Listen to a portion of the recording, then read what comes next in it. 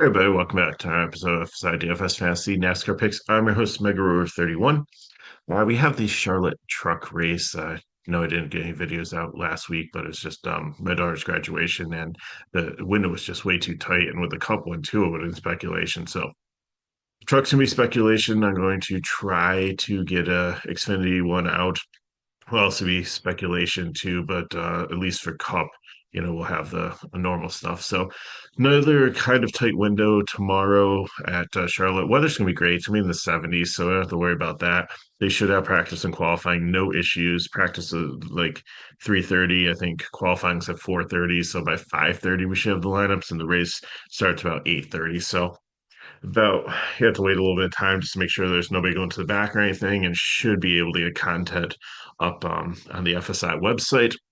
If you want to sign up for it, go to the description of the video, and we'll have the final sheet there for you then. So this is just based on, it's kind of nice because we've had three intermediate tracks already. We just had Kansas, we just had Texas, and we had Las Vegas earlier in the season. Now everybody didn't run there, but I think there's enough information here to kind of point us in the right direction. But of course, it is all going to be determined on the actual starting order of the um, teams for the race. And then also we'll look at the practice speed too.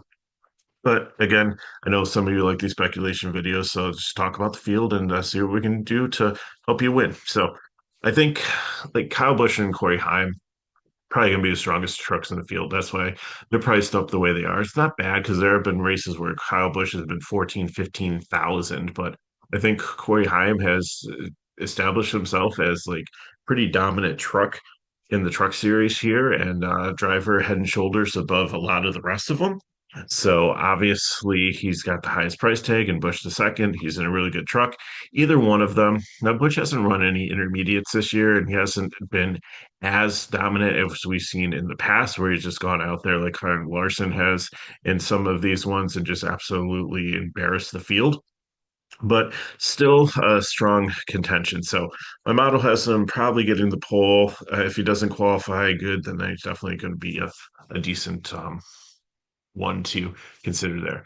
Jake Garcia, he actually had a pole for one of these intermediate races. I think it might have been Texas or so. Finishes has haven't been as good, so I think he's a GPP there. But keep an eye on him because he has shown some speed on these intermediate tracks.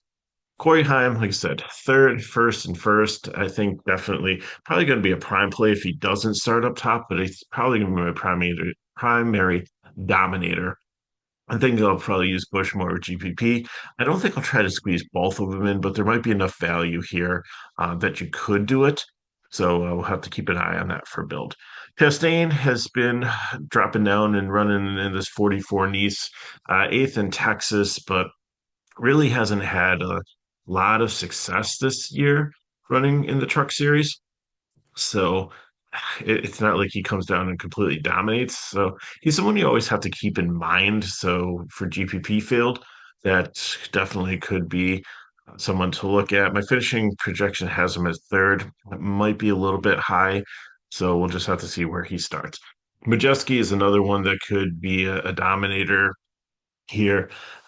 He's kind of tailed off a little bit. Las Vegas, really, really strong finish, and then his Texas and Kansas hadn't been as good. So we'll just have to see how his practice speeds and look for that. Hemrick has been kind of hanging out in there, second in Texas, had a really strong run there, 10th in Kansas. So all three are top 15s. If he starts back in the field a little bit, it definitely could be a place differential pick for you here at 9K range is be kind of hard to get unless you go in a balanced lineup if you're trying to get like Heim or Bush in there.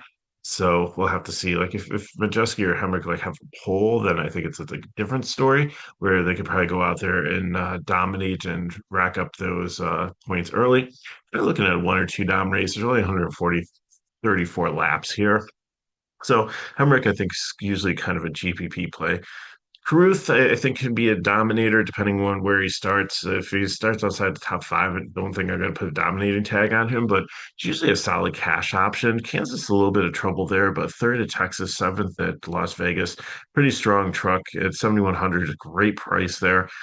looking at almost 5x in his projection here, and that has him like losing two spots and finishing ninth. So I think it's definitely someone that you can look at potentially there. Chandler Smith, Kansas and Texas weren't really great for him. Las Vegas was a little bit of a different story. 9,800 again, trying to get up here. Unless he's got a lot of place differential, I don't know. I think he could be a cash play. He could be a dominator depending on where he starts and looking at practice speeds. So we'll have to see. It's a strong truck. It's a good driver, but again, he just might be kind of priced in no man's land where you really can't get to him unless you're doing like a balance build or a GPP thing, and kind of like fading like Bush or Heim and hoping that you're overpaying and they're not going to make value, and that Chandler Smith is going to be the one that gets is the key dominator and actually like wins the race and gets some place differential. Ankrum, not bad, 16th, 4th, and 10th. So almost all of them top 15. He just has a propensity to find trouble on the track. So I think he's got a lot of upside. I like him in GPPs, but I don't know if in cash unless he's like way down and there's a lot of place differential. Honeycutt, I think, can be a 20K driver. I think people might look at the Texas one, but Kansas 8th, 12th in Las Vegas.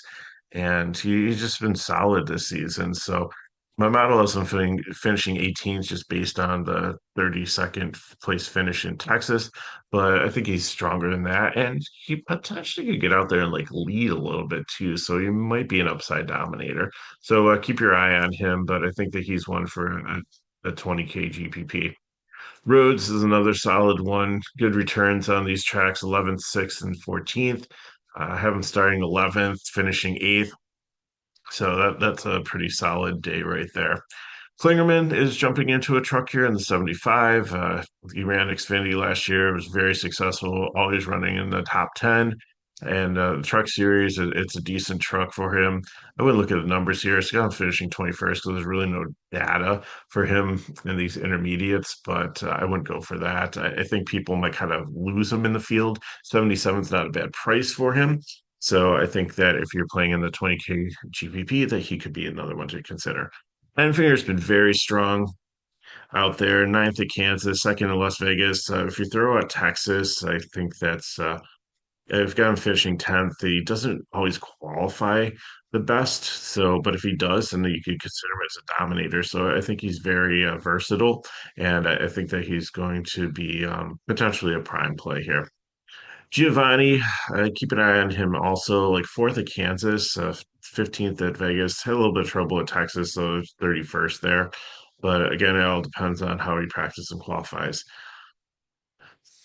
Perez de Lara, uh, and this one I'm kind of on the fence with. 19th, 29th, and 17th. So barely scraping the top 20. So if he starts above 20, I don't know if I could really consider playing him. 62 is a good price tag. It's a good truck. He's a good driver. So a lot of positives there. It's just like the results in these intermediates just haven't been there. So again, I think you have to kind of draw the line. If he starts below 20, then I think he's a great play for cash potentially. But then if he's above that GPP and if he's too far up there, unless he looks like he's got a super dominant truck rolling off the hauler, then I don't think that I'm really interested. Lane Riggs, fifth in Las Vegas, but horrible, horrible, horrible at Kansas and Texas. So I don't know if it's an intermediate thing. It was just bad luck. It's only a three-way sample size here. He's a good driver. Again, with 10K, it's going to be really hard to get to him in his price range unless, again, he is like on the pole. And if it's he and Garcia up there, then I think he can definitely go out there and like lead a bunch of laps. But it's just probably a matter of time before Bush or Heim or somebody else kind of gets to him. So we'll have to just kind of be cautious with Lane Riggs. This might not be a Lane Riggs week unless, again, like I said, you use him as primary dominator and you're fading like Bush or Heim. You probably get two of them in there, but it's like to get three 10K guys in, you're not going to like the rest of your lineup. Friesen, he's had the speed this year, fifth and sixth. I mean, almost put him out as a prime tag, but I like the other two drivers just a little bit better. 6,900 is great. Like he's way underpriced here. You know what? I don't know. I might take the prime take off of Parsons because I was looking to give you value because Friesen's only 900 more. So, he could definitely be a prime play. Like last year was just, GPP just was always disappointing, but this year he's been consistent. So I think you're good there. Tanner Gray, 27th at Kansas, but two top fives in the other intermediate tracks. I think he's a solid floor for cash play. Mosaic, you're looking at like someone around the 20th. So if you start 19th, if you finish where he starts for 6,500, it's not that bad. But if he starts deeper in the field, he might be a cash play. Sutton, some solid returns here, 15th, 9th, and 19th for a 5K driver. I think that he's definitely one that you're probably going to want in your cash player pool to try to get those 10K drivers in. Jack Wood, same thing, but just not the results. 24th, 30th, like he did at the 11th at Texas, so the potential's there, but I just feel like I always get burned by him. So without that floor, he's got to be a GPP play. Crafton, prime play here, 13th, 7th, 9th. It never really qualifies well. I don't think he's going to score 60 points and be 8x, but, it's something that at 6,700, that's another great price. Like between he and Friesen, I think these guys are so underpriced and it's just so overpriced up top that I think that kind of helps you balance your lineup a little bit better and really have these solid plays down here. And hopefully you can still get to them with the guys that you're throwing in up top. Jones, I think is solid for cash here. Six in Kansas looked pretty good out there. 30th in Texas. He didn't run Las Vegas because he's not a regular series driver, but that kind of helps. As I always said, they have the luxury of not doing what everybody else does to stay out for stage points. So if there's a caution towards the end of a stage, then you can go and pit and get trap position and get out there and try to hold it or do other things. Like they're not kind of stuck in the box of trying to get those stage points. And that kind of helps some of the drivers that pop down that are in like the tan here or in the brown. The yellows are rookies, so and the greens are regulars in the series. So those ones are going for stage points, but people like this are ones that have a little bit more upside. Magulo has that, but I just don't think there's a ton of upside here. Not a terrible truck, not a bad truck. It's decent punt at 5,400. You just have to see where he starts. Mills, I think, is be a cash play here. Two almost top 15s and a 20th at Texas isn't bad. If he starts like way up in the field, then I don't think I'm going to be playing him. But if he starts like 26 and has like potential to get to like 16th, then that's 10 place differential points at 6,400. Then that's definitely a floor for cash. BJ McLeod comes in and jumps in a truck, and not just any truck. It's not a Toyota Room Pro. There, sorry about that. It should be Chevrolet Spire that didn't transfer over correctly, so I will fix that right now. So that's definitely a really good truck. This truck is finished top five in a lot of races and with other like cup drivers in it. I think like with Hocevar and like maybe Byron or some other people like that. But BJ McLeod isn't a horrible driver. BJ McLeod just drove horrible cars when he owned his own team. But last year, before his team folded, which is kind of sad in Cup or Xfinity, I can't remember which one it was. I think it was an Xfinity.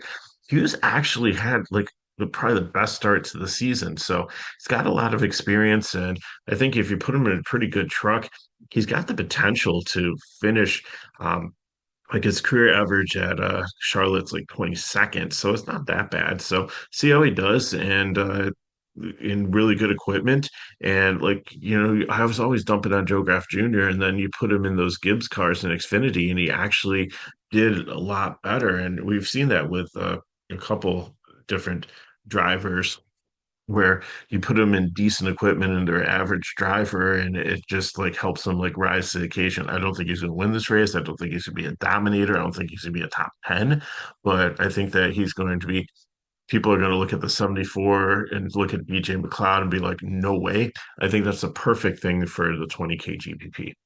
Uh Fenhaas, finishes in the 20s. So GPP there, 61's a little bit more expensive. I think you can find better plays like with Sutton in the uh, 5K range. You're saving about $300-400 there. Boyd's usually a solid cash play, made up the 15th in Texas. Like usually a top 25 driver usually starts somewhere under 25. Brenninger, not bad here. And I think people might overlook this. So this one might be sneaky with the 20th, the 26th, and 21st starting to make some strides here. So if she qualifies anywhere under 25th, has potential for five, six place differential points. So that's not bad. Parsons had one 12th place finish, or maybe the truck did. I don't remember if he was. Yeah, no, he did. He had a really good run at Texas. So that's one of my models, like overinflating him here. I have the prime tag on him because I do think he has a lot of potential, but I think this prime tag should probably be on Friesen. So I'm going to change that, and I will make Parsons just a regular cash play. And let's see the rest of the field here. Munoz, he's been bad the last couple of weeks, but really not that bad. You only have like 30 some trucks in the field, so he's made it up into the 20s. So decent punt. Tim Hill's usually a solid punt also. Cody Dennison, I think you can play him in cash because the couple races that he's run in the last in Kansas and Texas, he hasn't been bad. 22nd and 19th. So if he starts somewhere down below 25th and can make it up to like 22nd, then that's definitely someone at 5,100 is a solid cash floor. And then Justin Carroll, like, don't play him. I don't know if he's going to even be able to finish the race on the lead lap. So we got for you. If you have any questions, put them in the chat below. Who made Mega 31 on Twitter/X. If you want more information on FSI DFS, go to the description of the video. And if the videos help, like, subscribe to our channel so you know when videos are coming out, and share with your friends. So, like I said, I will try to get this video out. Got a tight work schedule this weekend and the daughter's dance recital and stuff going on. So I might not get that out. I'll definitely get the cup one out. But Xfinity, it's the same thing. Look back at Kansas, look back at Texas, look back at Las Vegas. I can't remember if the Xfinity series ran all those ones, but that's pretty much the intermediate tracks. They're very similar to Charlotte, and that should help you out. So thanks for watching. Mega Ruler 31. Good luck in your contests, and I'll see you next time.